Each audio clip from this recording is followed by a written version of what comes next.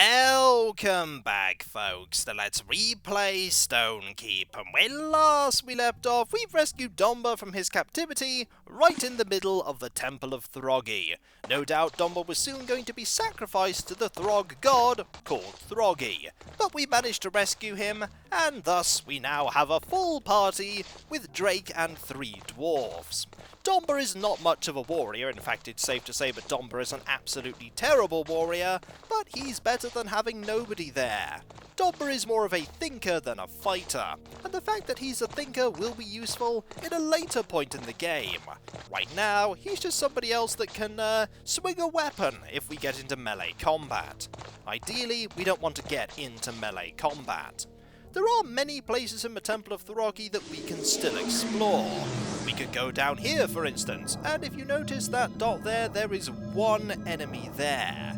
They're very difficult to spot, the Throgs on the Orb of Afri map, but they are there. We want to go this way, and we definitely want to head in this direction first, because there is one place we want to go. We want to go down here. And have a look down at the very end of this corridor. There is one door, and there's also a hidden area here. We can get into that area if we have a look around down here. And I say down because there's a pit. Something is below. Something is indeed below. Something dangerous. We're just going to drop down here immediately, and we're going to ready our axe and all of our arrows, because you remember that music? We heard this music once before, in the lair of the Ottergue. And here is an Ottergue. There are 3 Ottergues here, and we're going to be defeating all of them. And we're going to be using ranged weapons to do that, because the Ottergues still hit hard even now. Fortunately, we can get around this Ottergue by taking advantage of the fact that we occupy the edge of squares rather than the centre, which means that we can turn around and the Ottergue barely gets an attack off, and we can just throw more arrows for the safety of a short distance. We do want to conserve all of the health that we can.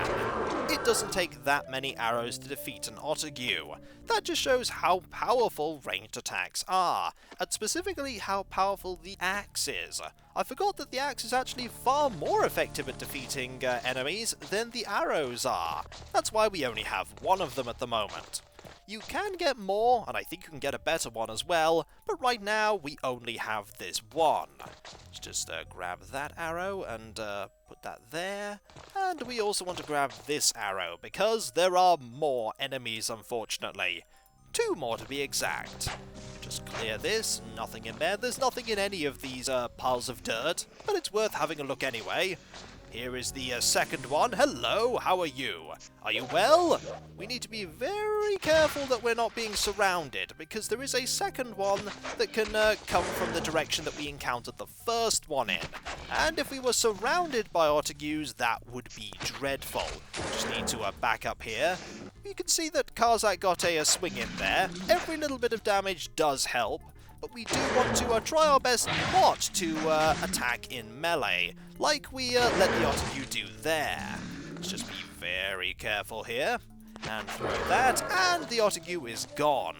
At least we're discovering where the Ottergue that was in the sewers came from. Likely here. Need to grab that and get all of our arrows back, and then find the final one, which is down there. We want to defeat all of them now while it's safe to do so. The last thing you want to do is accidentally fall into here. Hello, there you are.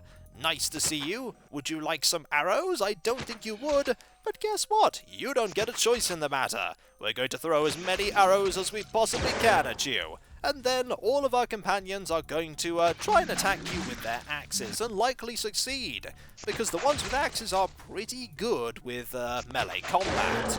Just back up a little bit more, and soon this foe will be gone. And that was one hit there on Farley. Didn't do that much damage though. And we just need to go this way, just to get a little bit of distance. Have at thee! And the Ottergue is dead. They're all dead down here, actually.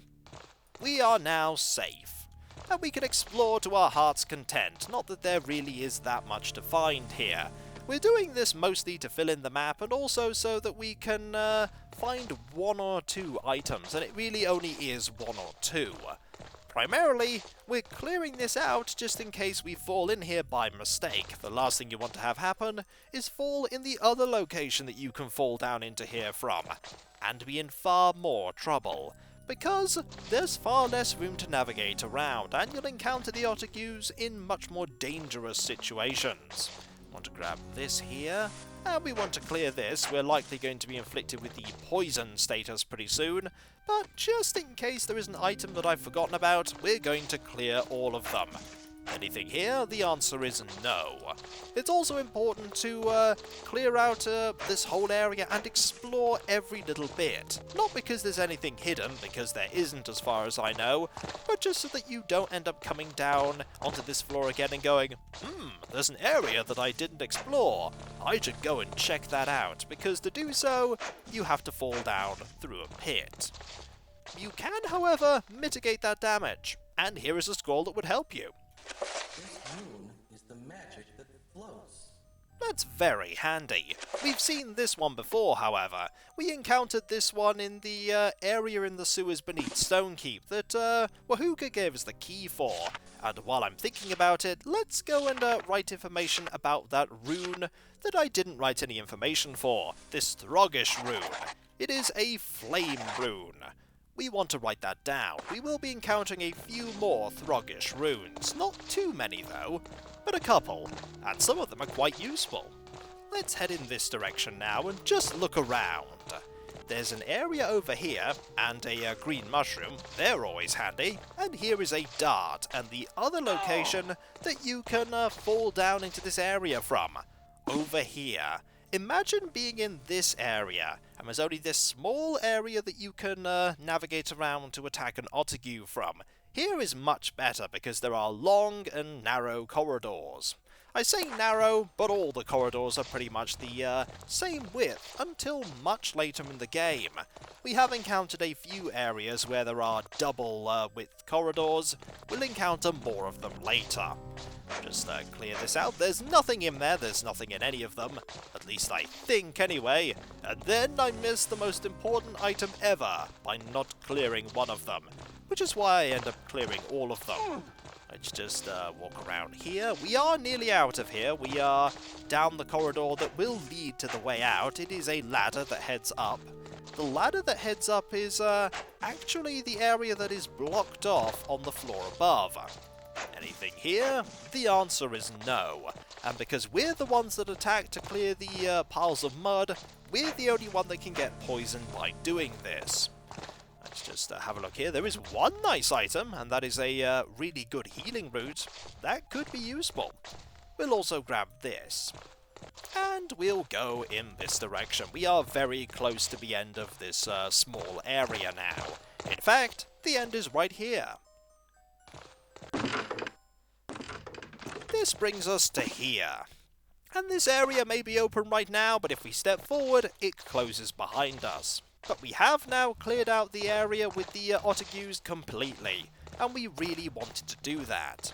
Over here are two enemies, although one of them isn't going to be an enemy unless we make them our enemy. And that is the Throg over down here.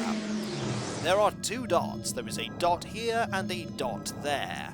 We want to fight both of them if you want to get lots of experience, but we don't necessarily need a lot of experience, so we will just talk to this Throg. You go or you die! I thought you would speak only when I got to here, but you spoke there instead.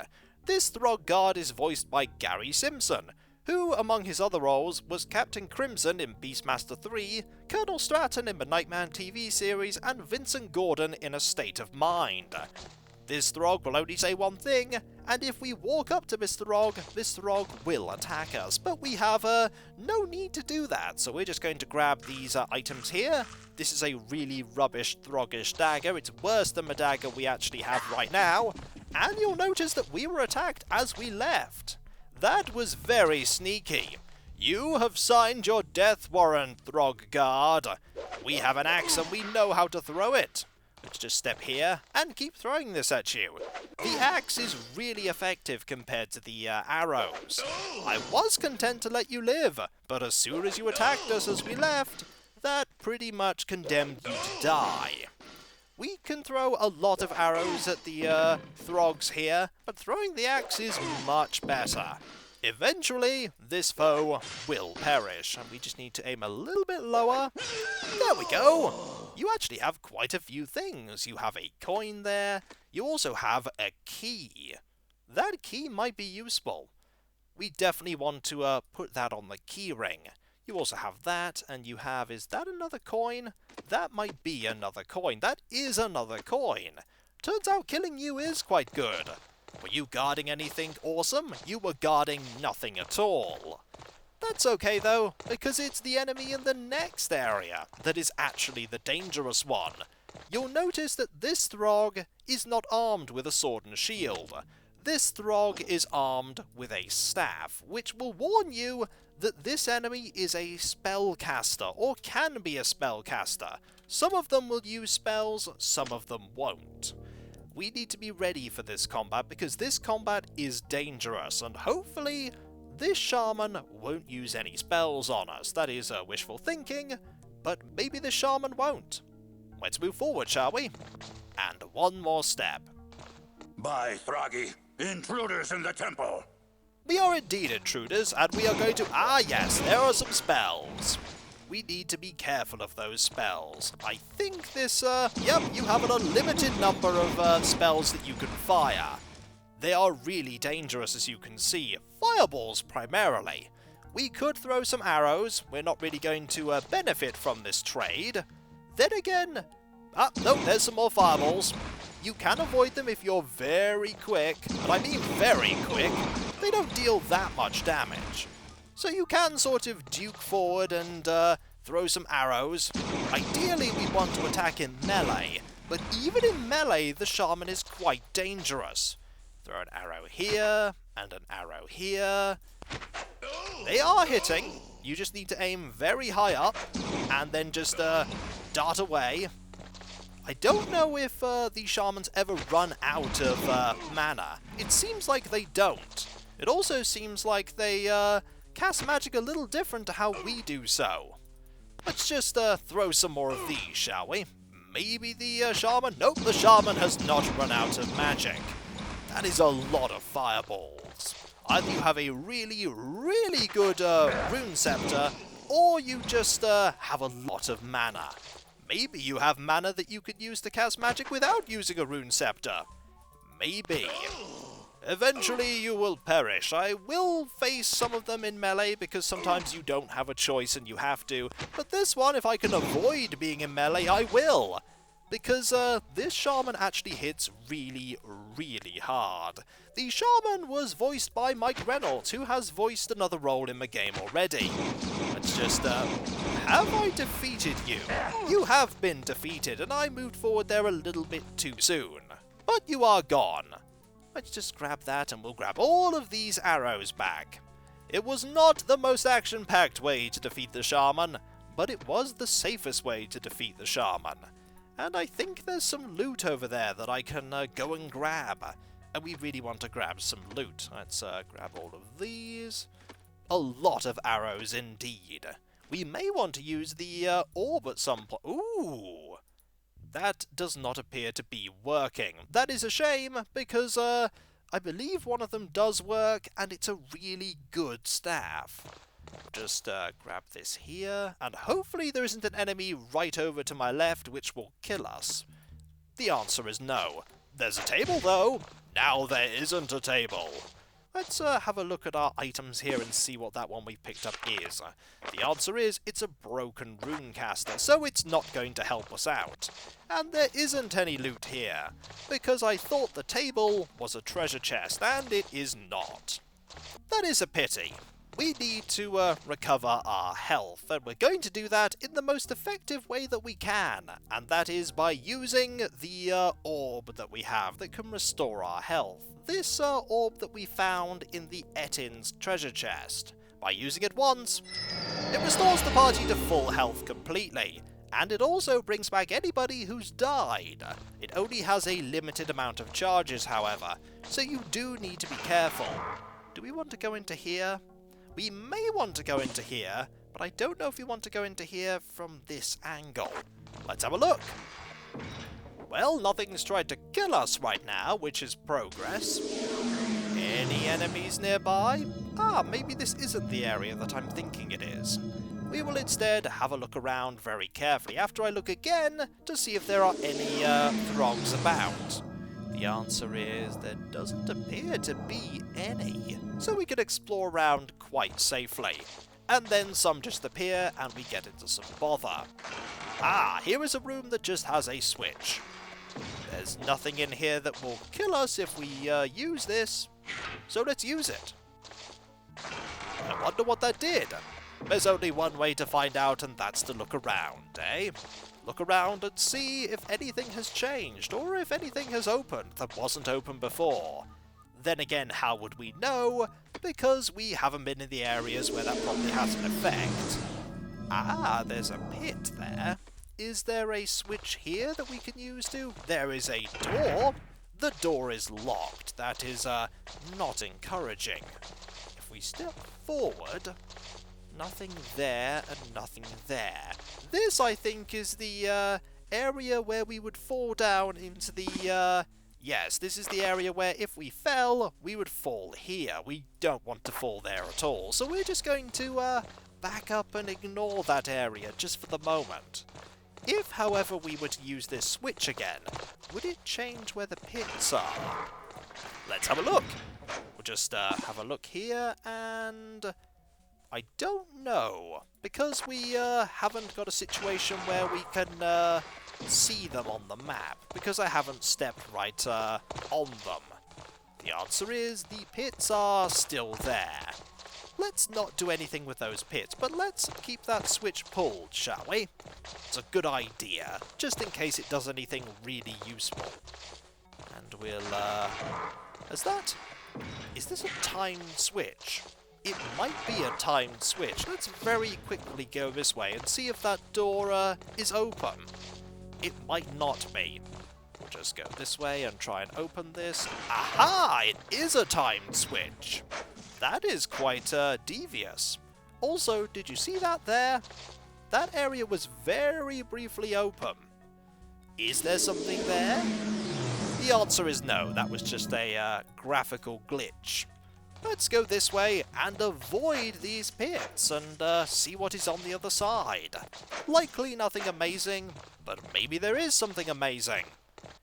Over here is something that hopefully will be worth all that effort. There is a small area and a door.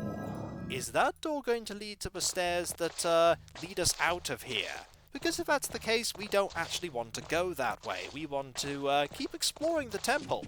Oh, hello! That's not good. You're going to keep coming this way. That's really bad. We don't want to fight you in combat at all. Maybe we can duke you out here.